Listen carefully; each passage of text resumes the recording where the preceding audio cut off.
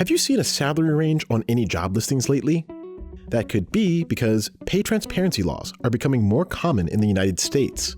New York City employers are starting to comply with the new salary transparency laws. A new pay transparency law in California is giving us an inside look at what some of the biggest companies in the world are paying their employees.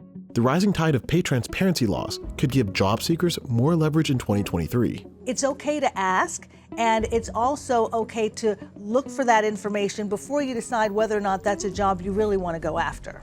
Pay secrecy can allow gender wage gaps, racial wage gaps, various sorts of unfair pay to really flourish. But some researchers think that these laws could have a downside. What we found is that people get smaller raises.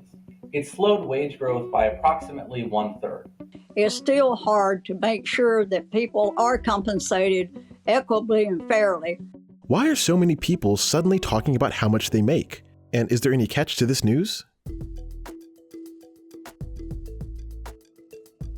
A growing portion of the United States is requiring companies to disclose how much they pay for a given job. Pay transparency is sometimes used to mean not punishing people for talking to each other about how much they make. But more and more, we're seeing efforts to ensure that employers affirmatively provide information to job applicants or to employees about pay ranges for particular positions. New York State, California, Colorado, and Washington State are all requiring that in job announcements. These states have the most aggressive forms of pay transparency. Everyone, even the people who don't apply to the job, knows what the pay will be. Other jurisdictions only make companies disclose pay upon request from an applicant. So we're seeing that in states like Connecticut, Maryland, Nevada, and Rhode Island. Of course, there has been some degree of wage transparency in the states for many years. For example, virtually all federal government jobs list pay ranges. The U.S.'s largest employer is the government. All government salaries are public. When you look at professional sports, we know what LeBron James makes. So I just kind of feel like it's something that does have a lot of impact. Workers have technically had the right to discuss their pay rates since 1935. This modern movement is far more potent. It traces back to the Lilly Ledbetter Fair Pay Act of 2009.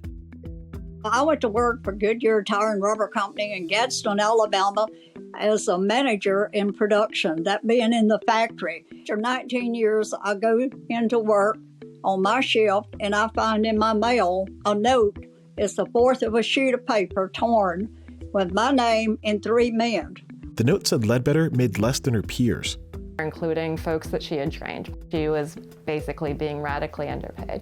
In his first month in office, President Obama signed this law, which made it easier to sue employers who pay their workers unfairly. This has been a very long journey. People like Lilly Ledbetter paved the way to make sure that there will be equal pay laws on the books and make sure now that there's a movement toward pay transparency across the country.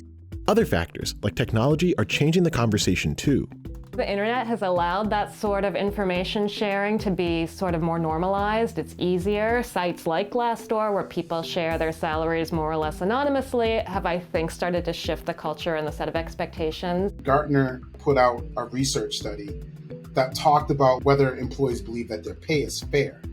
And only 32% believe that their pay was fair. That said, these laws could come with a catch.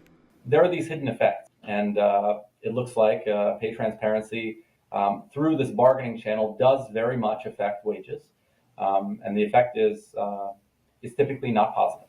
A growing group of economists believe public wage transparency may erode the bargaining power of individual workers. There's a stronger force that's underlying this, or at least in some ways stronger, which says the firm can now say to you, if there's pay transparency, I'd love to pay you more money than you're making because you're a great worker, but I can't pay you any more.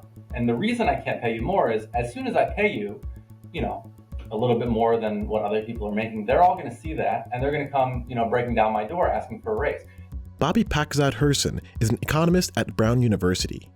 He and his co-author constructed a model that found an unintended consequence that stems from pay transparency. What we found is that people get smaller raises. A very back of the envelope calculation reveals that it slowed wage growth by approximately 1/3. So this means that pay transparency might have the unfortunate side effect of suppressing wages among more educated workers. That said, wages don't change as much for people with less individual bargaining power, like union members and those with less education. Nevertheless, knowing the salary range may put many disadvantaged workers on much better footing.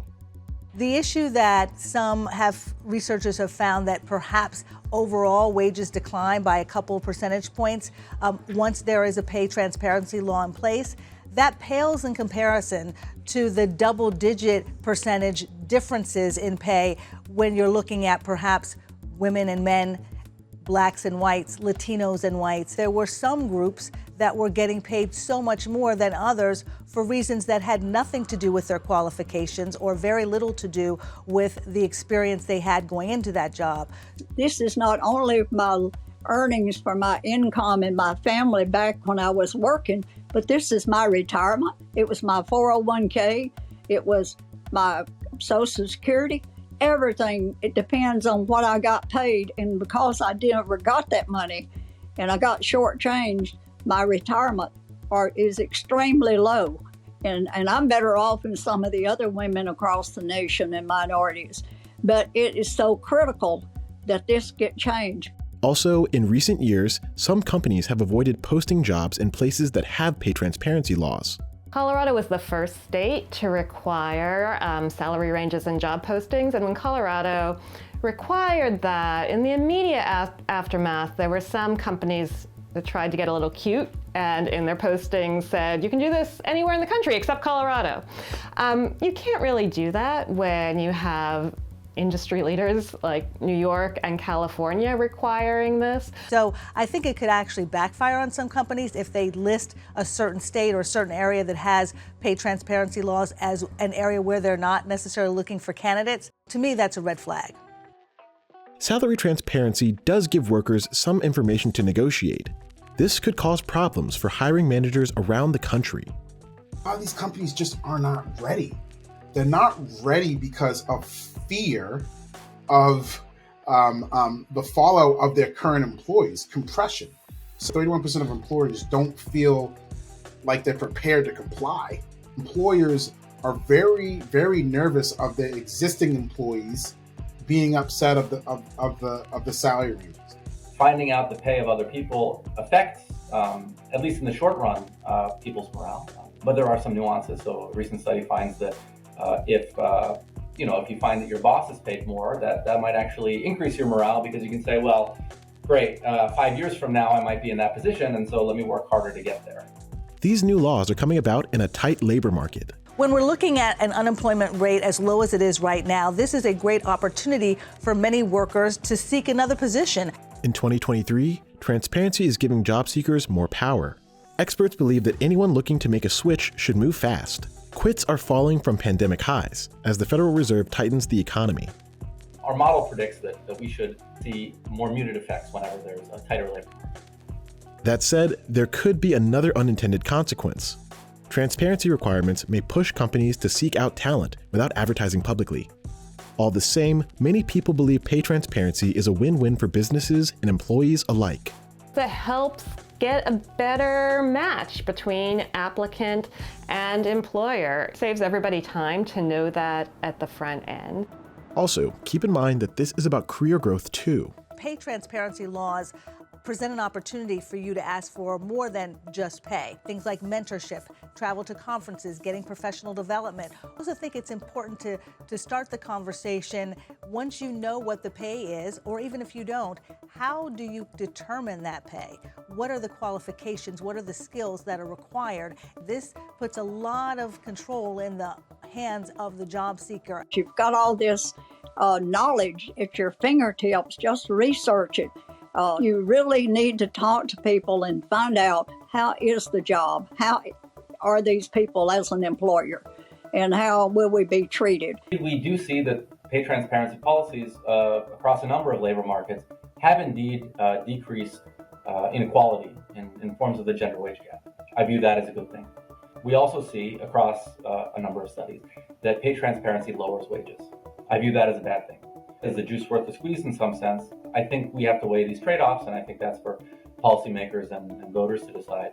It's just a mindset shift and a change that leadership and people need to get used to. come up with a structured process for you to give raises based on productivity, based on measurable KPIs, and kind of embrace this change. Take the time now to fix some of those compression issues and set yourself up for future success. Information is power. I think that we'll continue to see this push across the country.